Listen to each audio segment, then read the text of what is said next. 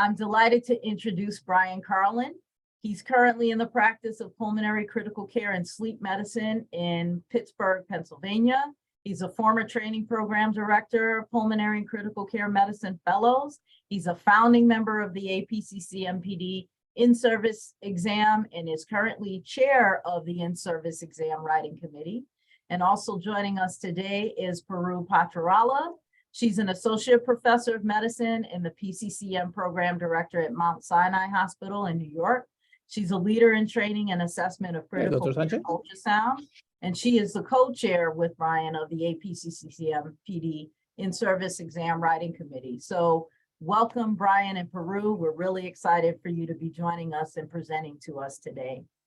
The floor is yours. Thank you so much. Great. Thanks, Geneva, and thanks for Puru and Joyce for getting us on the call today. One of the things over the last 15 years since the In-Service Exam Committee has been out there is we've made some changes, and there are some big changes that are occurring this year, of which you will be seeing those here over the next 15 minutes or so. Puru, you can slip on to the next slide. All right. The In-Service Writing Committee the people are listed here. You can see Doreen Adrizo Harris, Andy Berman, Neil Chasen, John Kress, Stephanie Levine, John Mastronardi, Hiram Rivas Perez, and John Orapello are the current members of the committee. But I'd also like to thank other members, and I see some of them are here on the participant call. Lisa Moores, Sue Murin, James Rowley, Mark Tonelli, Bob Companion, Kathleen Bolello, and Bob Balk were other members on the committee over the last 15 years. And certainly the thanks goes out to Joyce and former members of CHEST, Ed Dellert and Darlene Buzak, for getting this all together. You can go on to the next slide. We established it back in 2007, and the Pulmonary Critical Care In-Service Exam was really founded out of a kind of frustration from the program directors at the time, of which I was one, that we didn't really have an idea of how we could formatively assess people. And we tried to put this together. So when we put it together, we were able to get some money scrounged up from the three societies, the ATS, the program directors, and CHEST to put the exam together. And we started it back in 2007. We then expanded it to the Critical Care In-Service Exam in 2011. And both are based on the ABIM exam certification blueprint. So what you see on the ABM site, for example, is what we used as our blueprints for both of these exams. The exams, as you know, are low stakes examinations. They should not be used for promotion, but they should be used more for educational counseling and evaluating your knowledge of your fellows on a yearly basis, if you will. You want to compare your fellows actually to uptake nationally. How are your fellows doing compared to fellows in another program throughout the country? And really, I think the important thing at the time in 2006, 2007, when we were getting this started, was that it did provide an objective formative assessment method, and that you can administer at least twice during the program, which are part of the program requirements that all of you are under the gun for on a daily basis. Each exam has 125 scored items and 25 unscored items. So each exam is 150 questions, and we have 25 unscored items that you don't know, and your candidates won't know, the fellows won't know which ones are scored and unscored, because we're pre-testing those items for future examinations. So every year, if your fellows are going to take this, they'll have to answer 150 questions, and we give them 4 hours to complete that. We do a lot of work on behind the scenes, so to speak. We annually review, we update to ensure that all the items are actually current.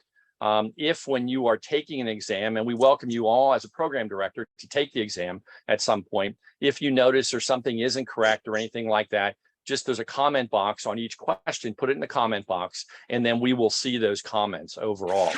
We want to make sure that the exams perform and statistically perform well. And each of the exams, when they're put together, so an exam this year will have the same type of questions, if you will, in regards to the examination types, whether it's a recall type of exam item, whether it's an application or an analysis item, and they really reflect current practice. And as you'll see here, and we'll go through this in a few moments, we did update these exams over the last year to account for some newer things that were all out there. And the statistical analysis is out there. So what we do is we all get together at a face-to-face meeting for 2 days, and we review the test questions in November of each year. And then each of the members of the committee actually takes the exams. So they will take the exams to see if the exam that's put together by the testing company actually reflects, and there, like, one question doesn't cue another question, or there aren't duplicate questions in there. So we actually take the exam. So we know from the exam committee perspective what your candidates are actually going through. Peru, you can go on to the next slide. In June of this past year, and really one of the major reasons for this call is we transitioned to a new exam vendor. A lot of reasons for this. I know many of you have been frustrated over the last couple of years of getting some of the statistics out for your individual fellows, and we looked into a new exam vendor. The new exam vendor is called Data Resource Group, or DRG, and Internet Testing Services. They're going to streamline the registration. They have a very reliable testing platform. They're really dedicated service, and working with them, and Joyce can I think attest to this better, more than anyone else, in working with them over the last year, almost on a weekly basis, if not more than a weekly basis. They've been very dedicated to our organization, even though we're a small group and testing only 1,800 people per year.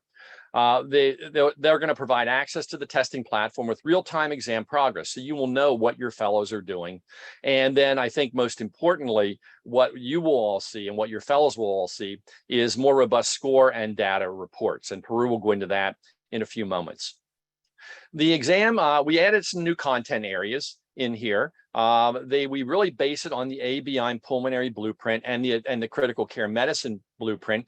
And when we got together earlier, about this time last year, actually, we said, what are some new topics? So we looked at all of the different tasks on the task list here, and you can see an example there in the bottom right-hand part of the screen is exactly what we added in, or what the exam, the questions are going to be developed on. And there's 19 new topic areas: asthma, Th2 high asthma during pregnancy, neuromuscular diaphragmatic disorders, endobronchial valves, vaping, lung injury, pulmonary hypertension therapies, and you can go on to the next slide, Peru. And then the new content areas in the critical care medicine included things such as refractory hypoxemia, viral infections, and I think you can guess why we added viral infections in after the last 3 years of everything that's been going on in medicine. Healthcare disparities we added in, and then post-ICU care we also added in. So more topic areas that you'll be out there, and you can see these on the exam blueprint that we have that is actually published out there. Well, the most important thing for all the programs, it looks like there's a lot of program coordinators on, in addition to program directors and associate program directors, is how are you going to go about registering? It's going to be different than the last 14 years. Brand new.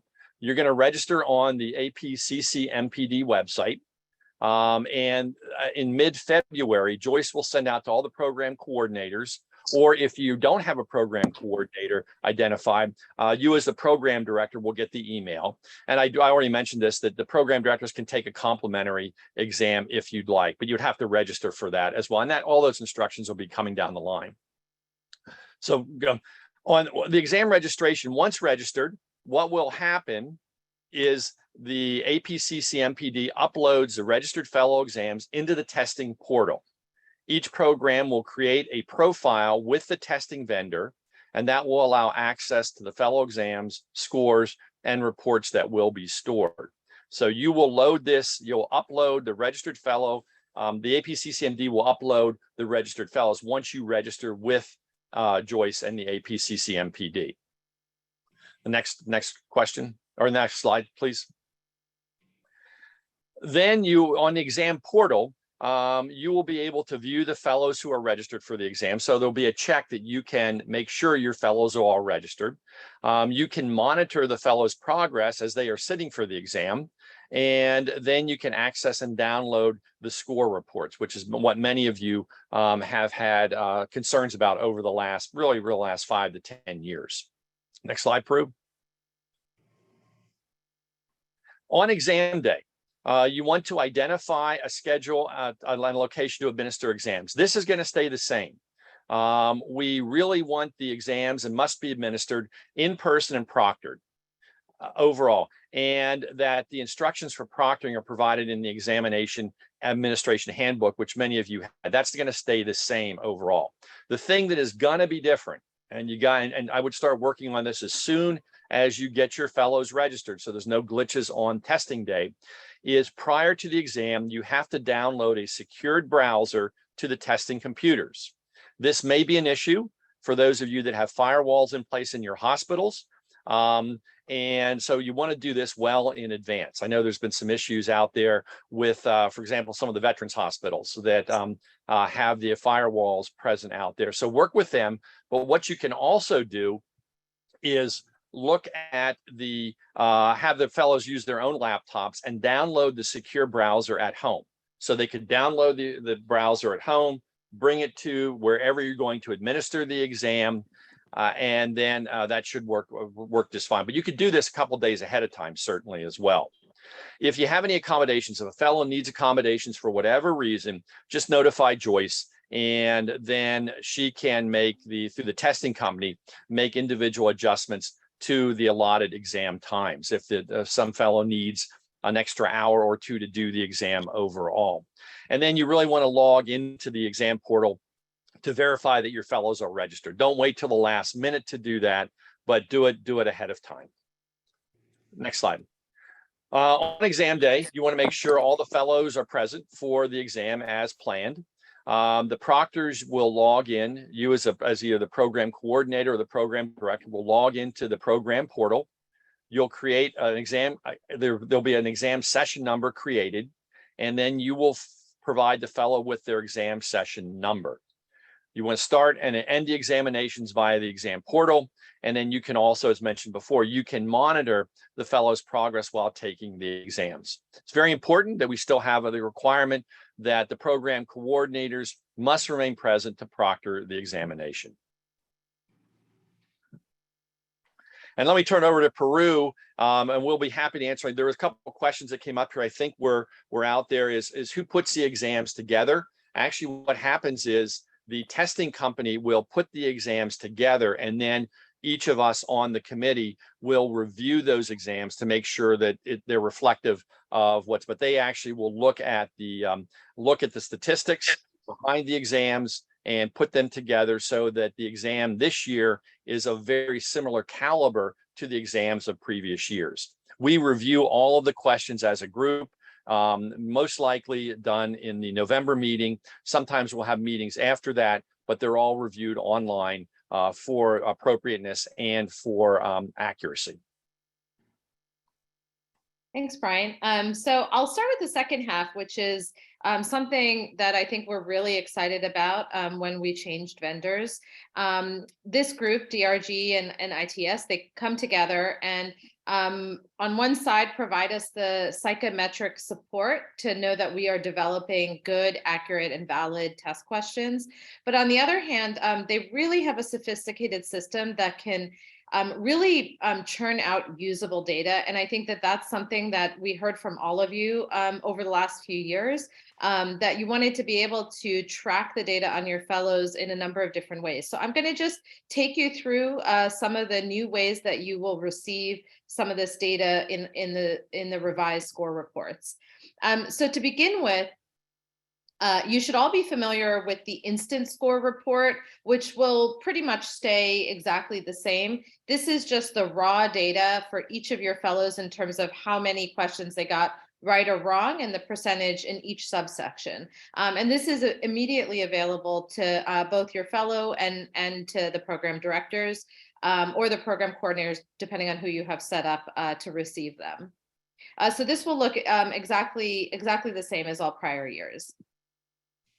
What's new is there's going to be 2 new types of reports that you'll be receiving at the end of the testing season, once we've had a chance to look at all the data across all of the fellows across the country, and come up with comparative data. So there'll be two reports, an individual report available to you that you can share with your fellow, as well as an institution report for your whole program. So I'll start with the individual report. You can see a sample here of what this will look like, but essentially it'll be whichever individual fellow that you have at the top.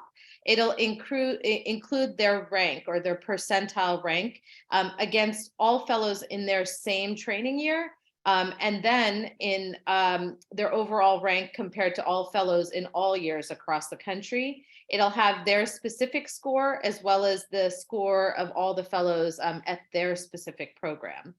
And then looking down, for each subsection, you'll be able to see what number of questions was included in, for example, asthma, what the score was for that individual fellow, as well as how that compared to all other fellows in that year. In this example, it's a first-year fellow, so it's the peer score for all other first-year fellows across the country. So it's a nice, just quick sense of seeing where you land compared to your peers.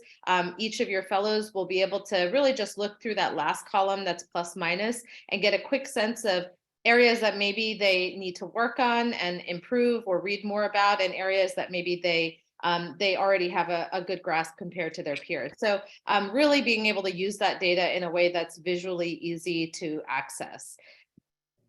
Next, in terms of the institution reports, there will be sort of a breakdown by both training year as well as your overall program. So to just walk you through this, first on the left at the top, you'll get scores for your institution as well as all institutions across the country. And then each score report will be tailored to the class. So first year fellows, second year fellows, third year fellows. So you'll have your score for your, let's say, first year fellows, as in this example, compared to first year fellows across the country. And then you'll get a breakdown as well for your first year fellows, your entire program, so that includes all years of fellows, and then all institutions across the country, and be able to really compare by sub-subject in each of these categories, areas where you have a lot of strength or areas where maybe you need to work on some information. And then at the bottom of this, you'll see an example of trends over time. For this year, because this is a new company and this is the first time we're putting out these types of reports, the trends over time will really only include this year. But going forward, you can see in this sample, as you go to 2024, 2025, you will start to get a report that includes a table comparing for each subsection what the score was for your first year fellows and your entire fellowship program across all of these years. And we're going to include 3 years, but obviously you'll have access to all of your old reports, so you can go back much further if you needed to. And then finally, I think these graphs you're used to. These are our national summary graphs that compare scores across sort of all of the programs in the country that take the exam, and separated out by training year as well. So we'll continue to send these out as well, so you can kind of get an overall picture of where your program is. And then finally, we just wanted to touch on some of the evidence of our in-service exam. Dr. Companin, with many other members of the in-service writing committee, published several years ago a validation study for the in-service exam. This was for the pulmonary critical care exam. On this, they took year 2 scores. So basically all fellows in year 2 of their program who took this in the spring used all of their scores, and then their subsequent pass rate on both pulmonary boards and critical care boards.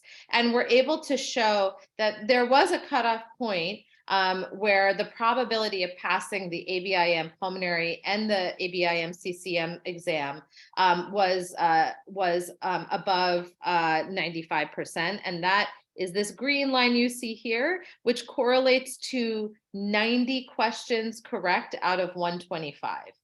And so that's sort of, if you've heard that number floating around and you're not quite sure why you know that, it comes from this paper, and we'll include all these references for all of you if you want to look up and read the paper in more depth. But essentially, it means that for your year 2 fellows that are taking the in-service exam in the spring, it can be very reassuring if they have a score of 90 or above. And it doesn't mean if they're below 90 that they won't pass, but just that they have a risk of not passing the board exams. And that's sort of the information that was gained from this validation study.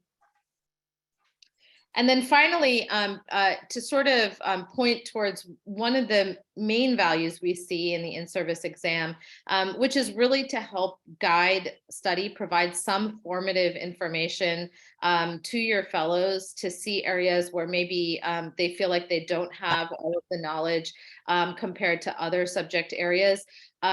Although we cannot, share individual questions that they got wrong, we do overall have a bibliography where there are articles tied to each question that is in the in-service exam. And that bibliography we send out after the testing period that you can share with your fellows so that they can go through each subject area and identify some key papers that they may not have been aware of before.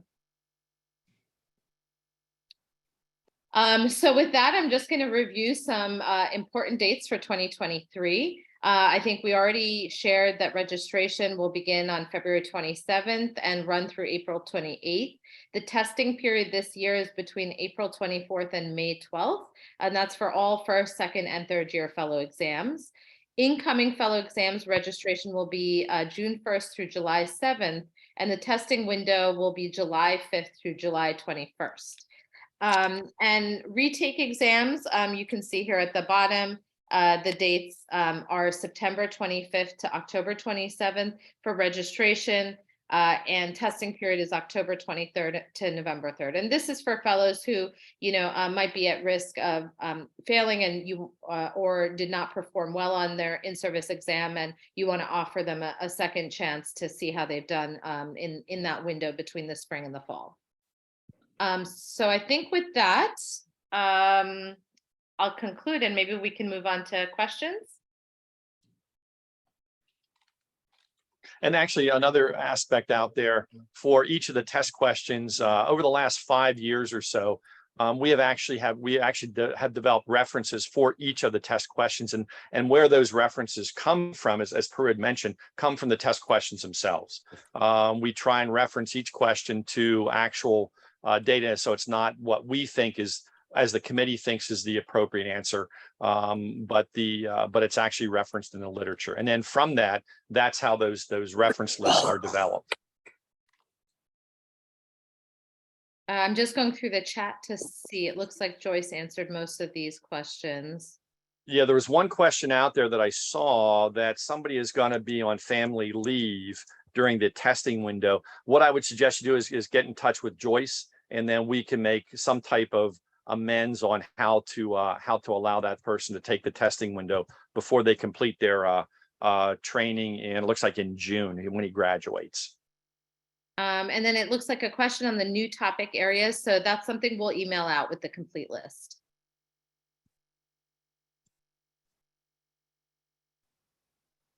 Yeah, I'm really excited to see all of the data presented in a much more readable form, in a much more accessible form for PDs as well as fellows. So I'm really excited to see this come to fruition. It looks like there's another question. Will pricing be about the same for the exams this year?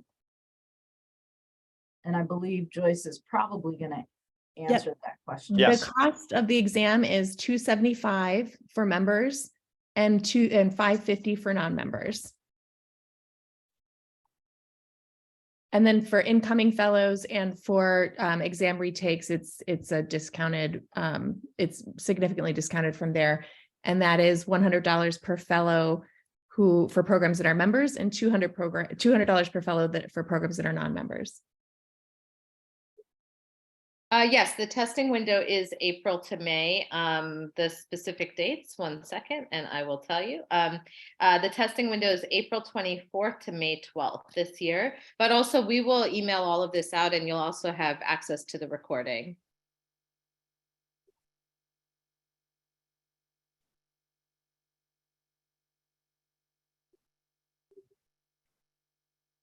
Joyce, so one question comes up, the exam handbook, that is on the website, correct?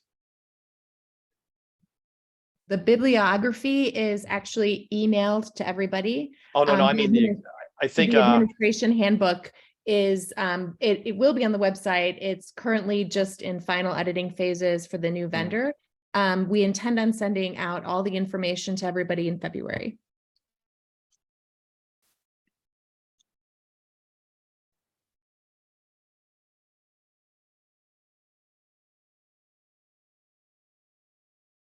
other questions? I guess I have one, both Brian and Peru, and I think you may have already covered this. You know, how can a program director use the in-training exam results to really benefit the program, not just the individual fellow, but how can they use that to really help them, you know, sort of identify things that need to be looked at from a curricular standpoint? That's a great question. I'm happy to answer. We sent out a survey a few years ago, actually, and that was one of the main questions that we asked of all the program directors. And I think something that, you know, I use frequently at the program level is sort of looking at the group results and being able to see in subcategories, which I think will be a lot easier to see with these new reports. Before, you had to sort of look at your individual fellows across a category, let's say of asthma, to see how they performed as a group. But now you'll have that data really available. And this came out of the survey. That's something that the PDs really wanted.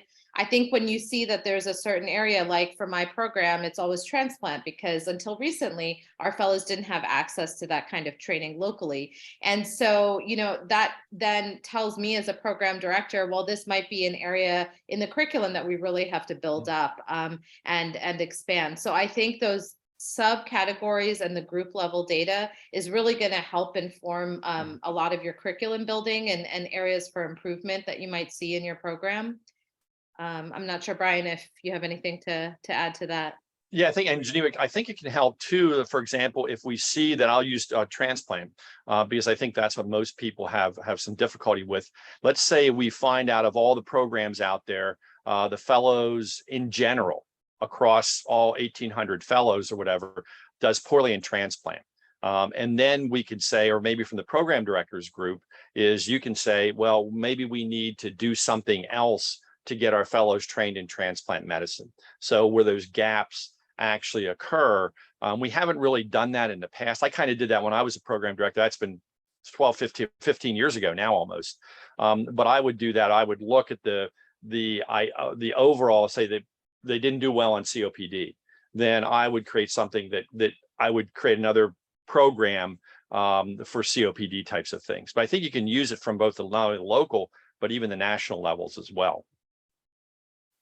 Yeah, and it sounds like it would also be a great resource for, you know, during the end of the academic year, sort of the program evaluation committee meeting, when you're going over all the data and looking at how your fellows are performing and what things what gaps in learning there may be. I think it's a great resource for that. So I'm thanking both you and everyone on the committee for all the hard work that you're doing to make this come to fruition and to make the transition smooth for this new platform. It's gonna be great. Yeah, definitely. Mauricio is asking about whether core faculty and APDs can take the in-service. So they can. We have offered it to faculty within the program. Joyce, is it the fall window? Is that correct? So there's a couple ways to approach it. We do allow the program director to take a complimentary exam every year. We can talk with the committee about whether or not it's the APD, the program director, or a core faculty member. We have allowed faculty to take the exam in the fall retest window when they're, preparing for a board exam. And some of the faculty who've chosen to do that, it's, they otherwise don't have access to like a complete testing exam to practice, and, want to just be as prepared as possible, for their recertification. So we've had a number of faculty do that in the past. Could I ask a question? Sure. Absolutely. Hi, Tony Campagna here from Leahy, just outside of Boston. I tried to type, I'm so technologically behind in the chat box, but I couldn't, but I'll just ask it the old fashioned way. 2 years ago, when Doreen gave this talk, she had mentioned that a fellow score of 30% to 100% was good, and less than 30% should prompt like remediation. Is that going to change with the new company, or is the exam the same? And are those figures still something we should kind of keep in mind? Yes, so the actual exam is not changing at all. And the way in which they're evaluating the test questions is not changing, the structure, the breakdown. So all of that is remaining the same.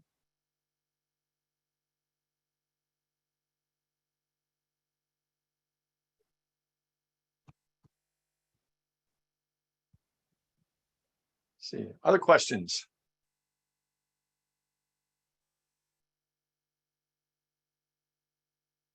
Well, I have to give Joyce a lot of credit here for getting this to fruition. The amount of time that you think changing a testing vendor is not a big deal. But Joyce and her many hours of work and getting this transitioned over, it's a major league deal. I've done it a couple times before, not with this group, but a couple other groups, and it is a major deal. And I have to really give Joyce all the credit for it out there. And also, I'd like to thank all the members of the committee, past and present, for getting this exam to where I think we need to be. And certainly, as Geneva mentioned, there's a lot of opportunities out there for us to improve or have you all improve the training of the fellows out there based upon these exam results. I'm available, Peru's available, Joyce is available. So when you have questions that come up outside of this talk here, please let us know. Joyce has all the emails and can get us out there. So for example, when another person had a question here that a patient is, or a fellow is going to be on parental leave, like I said, we will help make sure that those fellows have access to the platform if it's outside the formal testing window. And I'll just add to that. I don't think we could do anything without Joyce. So really her leadership in this has just been amazing. I don't know that any of us have the skills to look at contracts with a fine tooth comb the way she does. So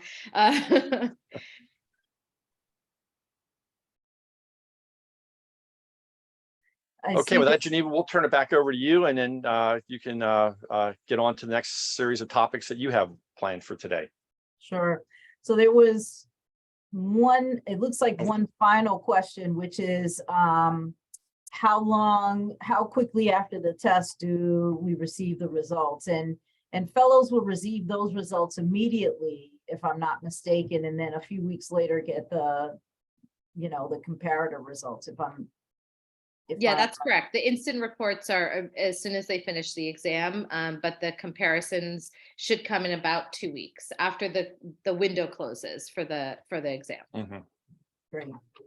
And yeah, I agree wholeheartedly. I mean, Joyce does everything. She makes everything work. So it's a Herculean effort that she's put behind the whole committee to make this happen. But again, I wanted to thank you, Brian and Peru, for this presentation, and thank all of our audience here joining us. I hope it was an informative meeting, as it always is, and I hope that the in-service exam goes smoothly. Again, feel free to reach out and let us know if there are any other questions or any other things that we can do to help make the in-service go well this year. Again, if you haven't registered for our conference in March, please do. I'm excited about it and look forward to seeing you all in Portland in a couple of months. So take care, everyone. Thanks. Thank you.